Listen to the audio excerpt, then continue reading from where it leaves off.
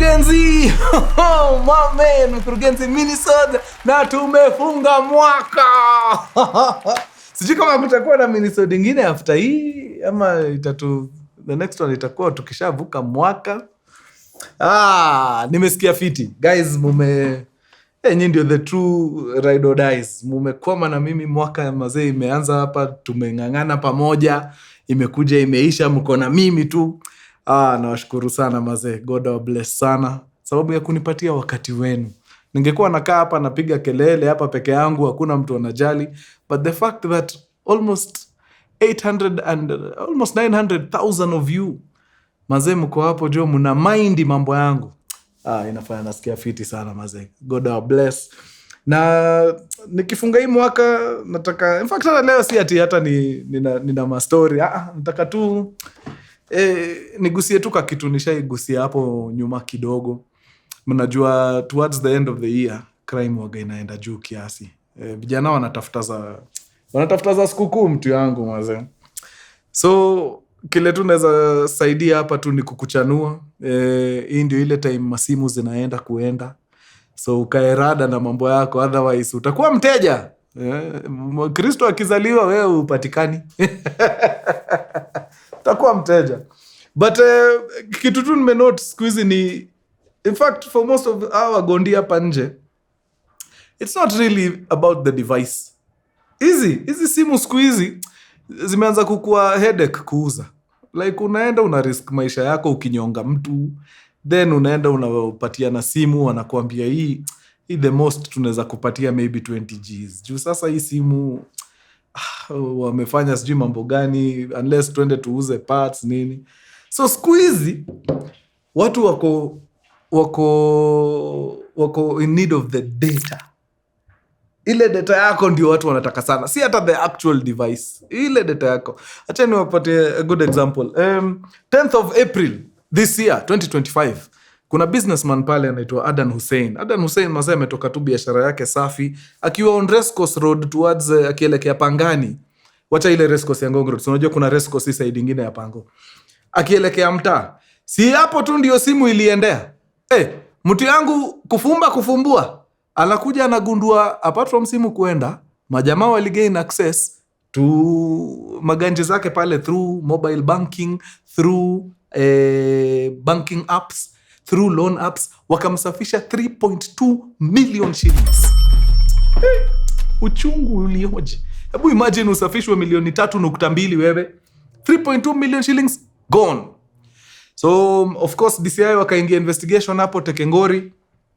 Wakakama wakadiscover hizi pesa zilitolewa, wase waliingia wakazichomoa, wakaziweka kwa other accounts. Hizi accounts kufuatilia, wakapata ni accounts zilifunguliwa na ma-IDs zilikuwa zimeibiwa.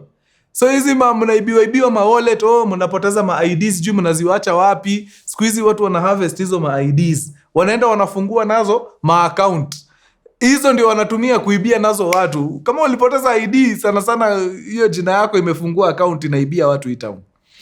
So luckily for Adam, sijui kama alipata ganji zenye zilienda though, but the DCI waliweza kufollow your trail. Even from hizi fake accounts, waliweza kufollow trail. Wakaona okay, iliingia kwa hizi account zimefunguliwa na ID za wizi, but after zingia hapa si zilitoka aje. So walifollow trail. Na hiyo trail ikawa lead to 3 suspects. Jamaa anaitwa Peter, mwingine anaitwa Aizo, na mwingine anaitwa David. Na niko na hao wote hapa. Kwa hii kikosi yangu niko na Peter, niko na Aizo, niko na, although wangu si David ni Davis, but yeah. Kuna David Marucha Miti. Sasa mtuambie kama ni nyinyi mlipiga Adan. Yeah. So polisi waka-launch hapo manhunt moja hatari sana, wakaenda wakawapata area za Roiro. Niambia nothing good happens in Roiro. I told you. Wakawapata Roiro. Ndani ya gari ya nani? Aizo. Kumbe hiyo gari ya Aizo ndio wanaitumiaga kama mobile command center ya kupiga hii uhalifu wanapiga hapa town. So hivyo ndio majamaa walifanya nini? Walitiwa mbaroni. Wachana hata na hiyo. Adan ni civilian tu kama mimi, mwanabiashara kona pesa. Walitutandikia OCPD Kasarani. Mr. Peter Mwanzo alishtukia tu, hoi, amepigwa kitu inaitwa sim swap. Kufumbua 600,000 gone in 6 hours. No one is safe, you guys. No one is safe. So siku hizi hiyo ndio wanataka.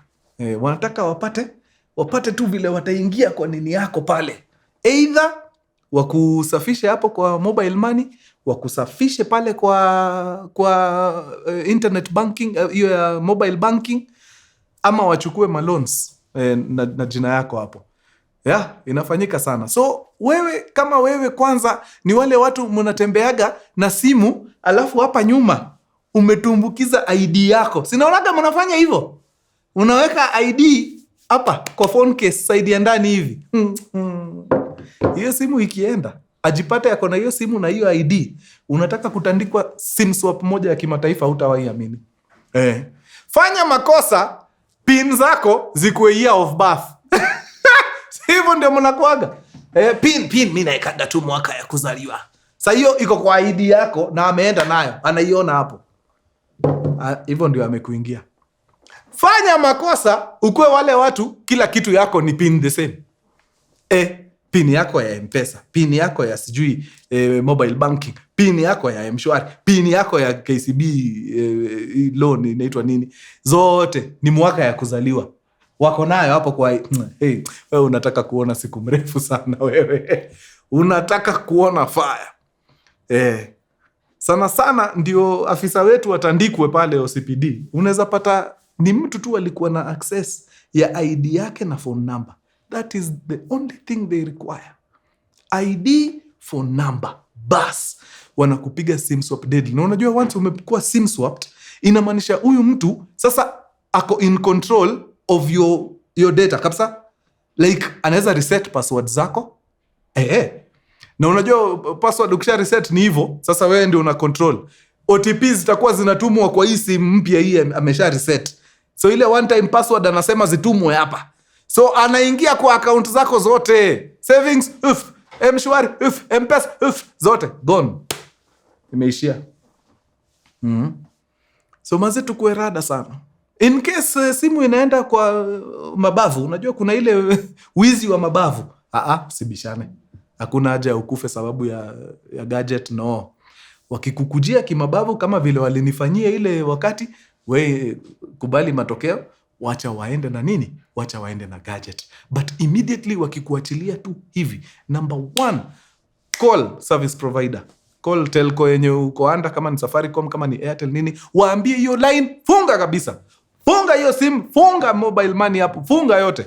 By the time wale wanafika kwanza kuishughulikia, already ushafanya nini? Ushaifunga. Toka hapo, ingia police station mara hiyo, report, chukua nini? OB. Very important tukue nayo hapo. Kama mashini imeenda pengine ni ya mashini ya kazi, ambia mkuu wa department, mwambie bana, wamenipiga ile iPad imeenda bana na iko na sensitive nini za kampuni, but nimeshapiga ripoti. Wamefunga vile inafaa. So once umesha ripoti na umecall pale nini imeshafungwa, at least hapo umecheza safe. Ikiwezekana kama kuna vile unaweza badilisha hizo mapin zenye zina exist sahi, zichange immediately. Ndio by the time wanafika pale kwanza kuangalia mambo yao nini, wapate wewe tayari ushafanikisha ile mambo. Ushapiga shughuli yako safi, umemaliza. But mambo itakuwa shwari juu actually kuna directive ilitolewa na Communications Authority starting hii December if I'm not wrong. Saa hii kuregister SIM card watakuwa wana register na biometrics. Sababu SIM peke hizi SIM pin peke yake haitoshi. Biometrics sasa. Ukienda ku register line wanaangalia either ile watu wa iPhone tunafanyishago hivi ama fingerprints. Hiyo inasaidia sababu hakuna mtu ataenda kupiga SIM swap hapo unless aende na wewe. Juu biometrics ni unique to everyone. Hakuna mtu wako na fingerprints kama zangu. Ni zangu tu. So hiyo itasaidia sana maze.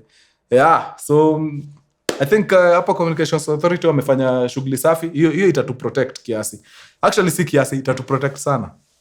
Juu data tumeumia hapa nje. Haya, wakati unafanya shughuli zako huko nje ukiacha ID zako, hakikisha bana uko rada sana na hiyo ID. In fact, kama inawezekana tu acha mtu aone ID ya certain nini na kurudishia ID yako uende nayo. Juu pia kuacha ma ID, hapa ndio unapata ID ilipigwa picha. Sasa mtu anatembeaga na ID yako tu, anangoja tu ile siku utateleza tu kidogo. Aingie tu kwa simu yako, ni hivyo kwisha. So tukue careful mali tunaacha hizi ma ID na nini na nini. Yeah, but I think naona kuna good steps zina come. Tukiingia mambo ya biometrics hiyo mambo itakuwa fiti. But in the meantime, kabla Communications Authority wafanikisha hiyo mambo ya biometrics, kuwa rada na mambo yako. Sasa wadau. Bas, leo nimewambia sina mambo mingi. Ilikuwa tu ni unajua ile safety precautions before ni waachilie muende sherehe. Bas. Yeah. Mkae rada na mambo yenu, but in case shetani yakiingia mambo iende, now you know how to protect yourself. Sawa? Bas. Let's protect our data at all costs, man. Inaweza tumika kutufanya mbaya sana wadau. Very nice. Haya, imagine ni hiyo tu, hata sikuwa na mambo ingine. Hapo ndio nakuambia wadau, si mkuwe na sikukuu njema. Yeah. Wale ambao mko philanthropic, mnaona Mkuru unaweza kuwa unakaa Nairobi peke yako kama post ya stima, na mimi niko hapa niko na mbuzi na nihusu hapa na siwezi maliza, si unaandika tu hapo kwa comments, unasema pin ni hapa na hapa. Mimi kwani nitashindwa kulipa fare mpaka huko? Yeah, tushuhudie sikukuu pamoja. Sawa. Na mnunue match. Sikukuu bana. Kwani kuna ubaya shosho akipiga hapo bini? Kuna ubaya? Shosho apige bucket hat yake safi ya wasumbue hapo. Umeshikia kwanza zile mbili zile matching set, unajua ile? Shosho anatokea town, wanaona I remember her. Alitutesa sana huyu 1948. Huyu alitusumbua. Okay, acha nifungie hapo. Nikuwa tu sana nyinyi wangu. Tutaonana round 2. Adios. Peace. That's it. Yeah. Okay.